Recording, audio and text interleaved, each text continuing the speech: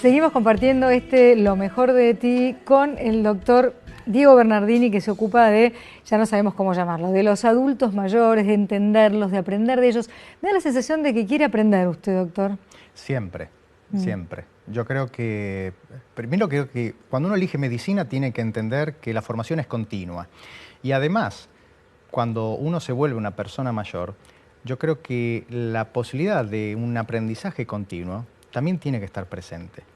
El que era mecánico hace 20 años atrás de automóviles, hoy tiene que ser mecánico, pero además tiene que saber de electrónica. Y como eso, en muchas otras disciplinas. Usted habló hace un rato de escuchar a los pacientes, sí, cosa que hoy en día, por los diferentes sistemas de salud, a veces abarrotados, suele no suceder demasiado. No, se perdió la posibilidad del tiempo y sobre todo se perdió el interés. Cuidar al paciente significa de alguna manera como médicos hacernos responsables. Y hoy por determinados factores el médico deja de hacerse responsable. Y algo que, por ejemplo, repercute en cuestiones muy importantes que para mí es, por ejemplo, la visita domiciliaria, que ya prácticamente no se hace. Cuando uno va al domicilio de un paciente, aprende un montón, porque encuentra tanta información que esa no la va a decir el paciente. Y además va a entender las relaciones de la familia. Habíamos dejado pendiente el tema de la memoria. ¿Y por qué es tan común que una persona mayor recuerde con detalles, como si fuera una película, eventos de cuando tenían 15 años o 18 o cuando conocieron a su primer amor y de pronto tengan dificultad para recordar cosas recientes? Las memorias existen, digamos, tienen distintas aproximaciones, la memoria remota, la memoria tardía, y toda función en la cual la memoria es una función del organismo tiene lo que se llaman curvas evolutivas distintas. Por ejemplo, un chiquito cuando nace es muy flexible. Así es su cerebro. Exactamente. Esa condición, esa condición que es la flexibilidad, está en su pico máximo, porque a medida que uno va creciendo, los huesos se van y uno pierde flexibilidad. La fuerza, por ejemplo, está en su máximo pico en los adolescentes 18 años, 20, 22 años. La resistencia, que es otra, por ejemplo, un poco más adelante. O sea, cada una de nuestras capacidades físicas y de nuestros indicadores fisiológicos tiene, digamos, curvas evolutivas distintas y la memoria no escapa a esto. ¿Cuál es la fórmula? El estímulo.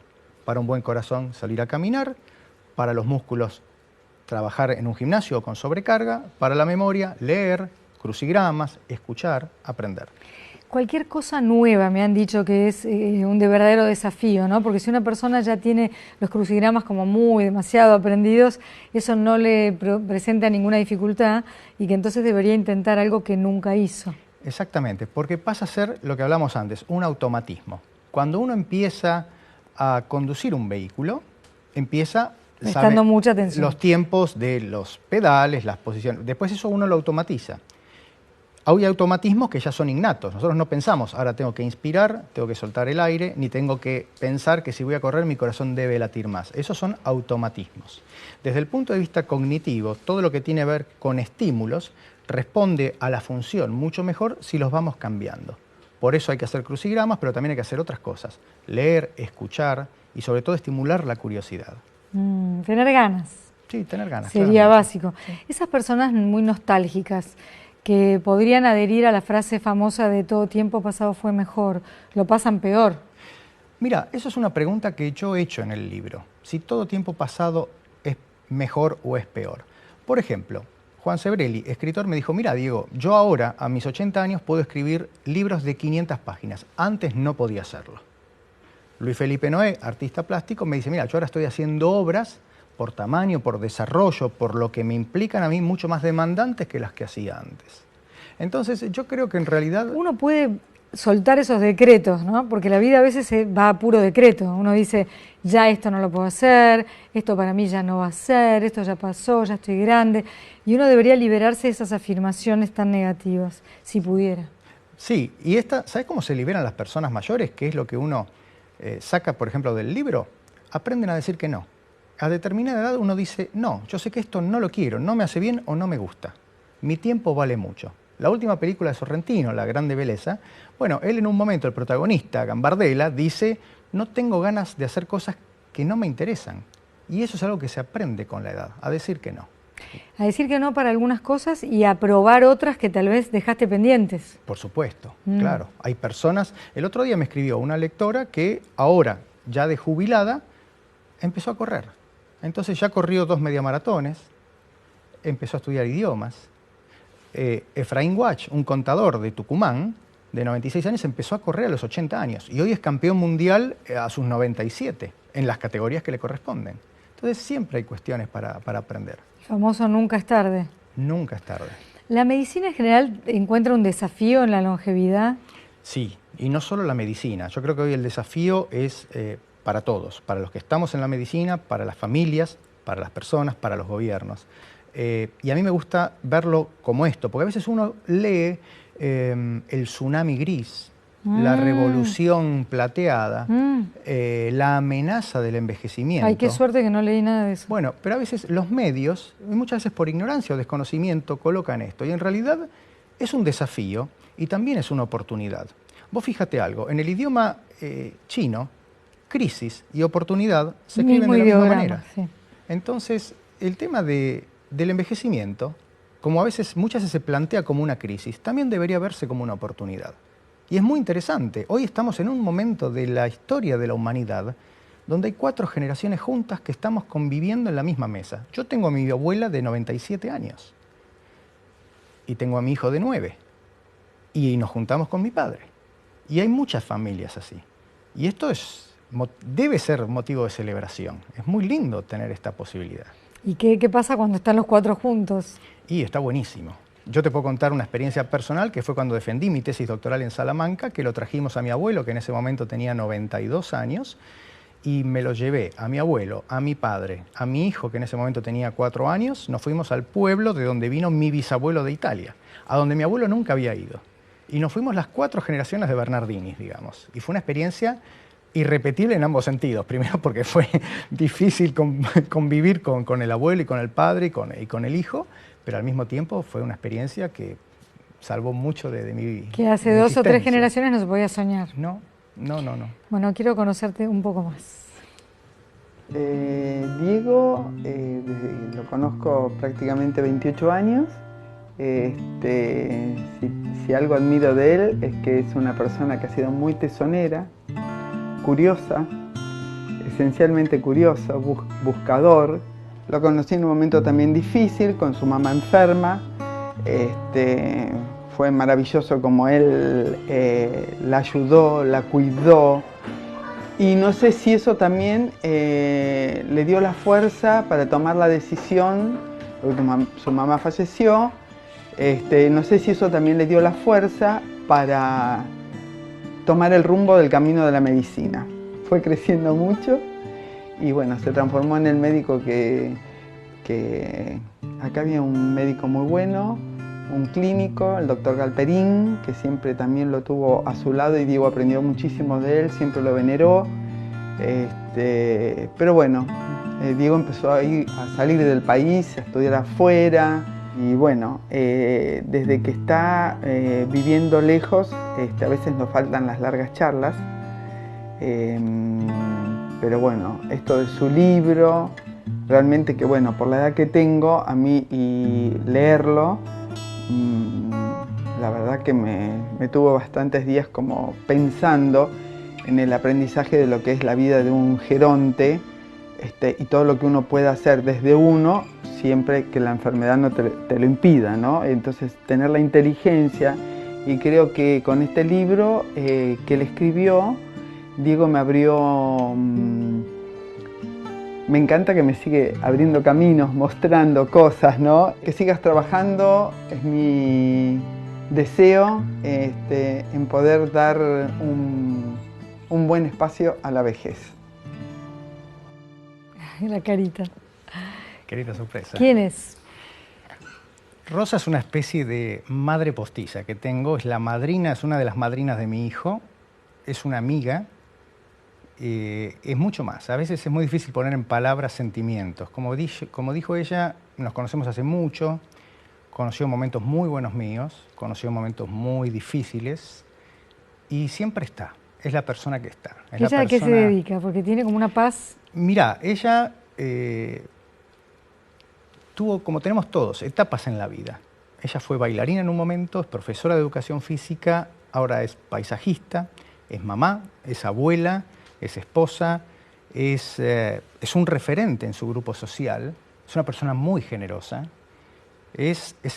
Para mí es uno de mis refugios. Es un faro guía. Sí, sí, es un refugio.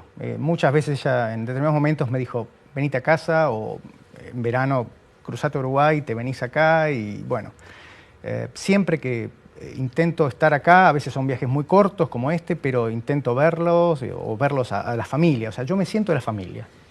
Rosa dijo algo que vamos a ver si podemos corroborar, que es que el hecho de haber cuidado a tu madre o haberla tenido enferma pudo haber influido en tu pasión por la medicina. ¿Eso puede ser así o no? Sí, mira, sí. Hay un gran médico, uno de los padres de la medicina familiar, Kerr White, un canadiense, que en su libro, que es una de las Biblias de la medicina familiar, habla de el curador dolido y habla del propio médico o el propio profesional de la salud que vivió en carne propia una situación. Y yo creo que en ese caso sí. O sea, mi madre tuvo un cáncer, 5 años de evolución, finalmente todo se agravó, 3 meses en coma, inconsciente, y bueno, finalmente falleció. Pero bueno, a partir de eso he tenido la posibilidad de tener pacientes terminales. He tenido pacientes que acompañé en su sufrimiento, en su morir, a las familias, a ellos mismos. Y sí, son pacientes, si vos me preguntás, sí, uno un poquito se muere con esas personas, pero también lo que queda viviendo crece muchísimo. Y acompaña a que esa persona viva intensamente eso que tiene para vivir. Sí. Hoy en día además hay muchas drogas, por qué decirlo de otra manera, que ayudan a que la persona no tenga un sufrimiento extremo y pueda tener un momento de mucha reflexión. Hay muchas incluso de evolución espiritual. Sí, sí, yo creo que, mira, la compasión, la posibilidad de acompañar, para el muriente, para el enfermo. Dolerse con, ¿no? Sí, la posibilidad de poder despedirse. O sea, si uno tuviese la posibilidad de despedirse de sus seres queridos, sería ideal, todos lo quisiéramos. Antes de que nos quedemos sin tiempo, ella habló de la muerte y entiendo que una persona que vive muchos años se acerca a la muerte. Le guste o no, va perdiendo seres queridos. Sí. Cuando uno es joven no piensa en la muerte. Hay sociedades que niegan la muerte por completo, no se puede hablar, lo más rápido posible hay que despedir al que se fue, no hacer duelo. Sí. Bueno, y eso no está bueno porque desde que nacemos vamos a morir. Pero así es, uno se cree inmortal y llega un momento, bueno, creo que en estas edades de las que estamos hablando, en que la idea de la muerte se acerca. En estas 22 entrevistas, ¿qué aprendiste de eso, de estas personas? Mira, uno aprende mucho escuchando, pero también viéndose reflejado. Yo creo que sí, la muerte efectivamente es una de las tantas certezas. Estamos en una situación donde se niega también a la muerte. Y uno del libro puede decir, la gente no le tiene tanto, la gente mayor particularmente, los protagonistas del libro no le tienen miedo a la muerte, porque saben que es una certeza, pero sí le tienen miedo al sufrimiento y al convertirse en una carga para las personas mayores. Y yo creo que eso para las otras personas. Perdón, para su entorno. Su entorno familiar. Entonces, yo creo que uno muchas veces lo pregunta, ¿cómo le gustaría a la gente morirse? Y todos más o menos responden esto, durmiendo, de golpe y en mi propia cama.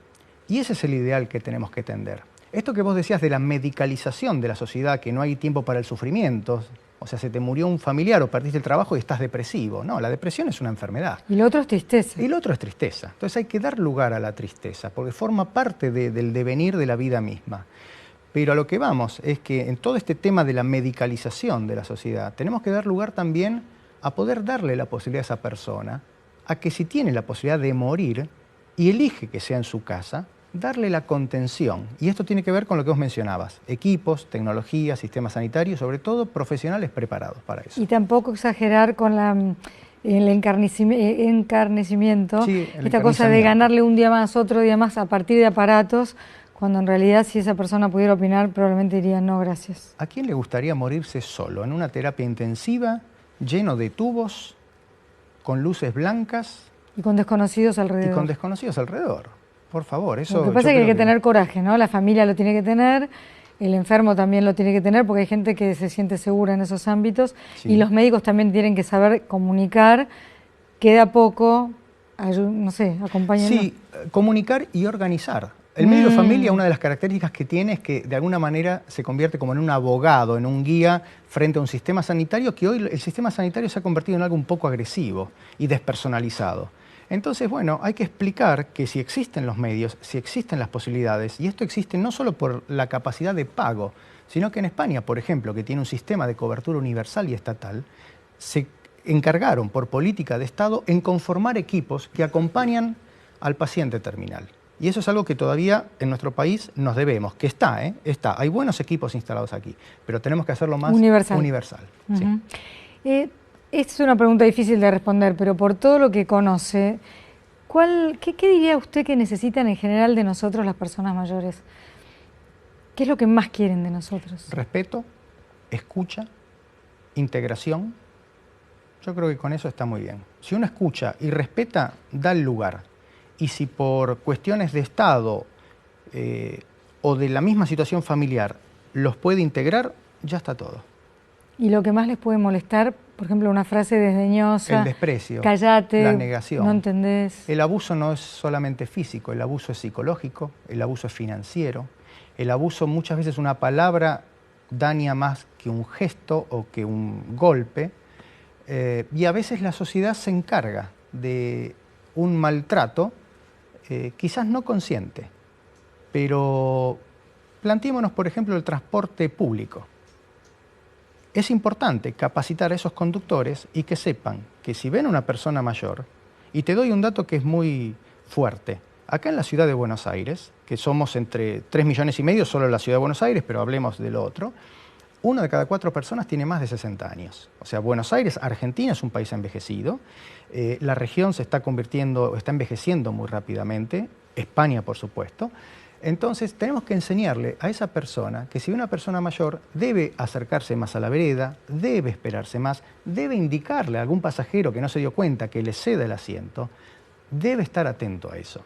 Y eso se enseña. Eso es una política. Entonces, y como esa, por ejemplo, en esta ciudad, que es una ciudad urbana como tal, los encargados de los edificios, que muchas veces son la única compañía de las personas mayores. Entonces tenemos que enseñarles a detectar qué pasa si esa persona si todos los días no salió en todo el día, no fue a buscar la correspondencia o no salió en todo el día, algo puede estar pasando. Entonces, bueno, esas son intervenciones que tenemos que pensarlas. Y esto no es inventar la rueda, porque hay buenas prácticas, por llamarlo así, en distintas partes del mundo. ¿La soledad es un problema o a veces es elegida incluso? A veces es elegida. En general es un problema. A veces es elegida. Hay personas, y por ejemplo hay testimonios en el libro, que dicen, mis hijos me quieren imponer una persona, una empleada, una acompañante en mi casa, y yo no quiero. Es una elección. Entonces, pero en muchos casos es un problema. Estos son los últimos 1 minuto y pico que nos queda para dar el mensaje que quiera. El mensaje que quiera, bueno, primero el agradecimiento por la invitación, y segundo, yo creo que acá lo importante es pensar a las personas mayores como nosotros mismos. Como decía en un momento, ¿cómo nos gustaría tener esa noche de 80 cumpleaños? También pensar cómo nos gustaría envejecer, y pensando cómo nosotros queremos envejecer, vamos a saber cómo tratar a esas personas mayores que no tienen por qué ser nuestros padres, nuestros abuelos o nuestros tíos. Es la persona mayor que nos vamos a cruzar en la calle en cuanto salgamos. Podemos decir, son nuestros mayores. Son nuestros mayores y son un bien, un capital social muy importante. Muchísimas gracias, doctor. Gracias a vos. Gracias a ustedes por estar en Orbe 21 y quédense acá.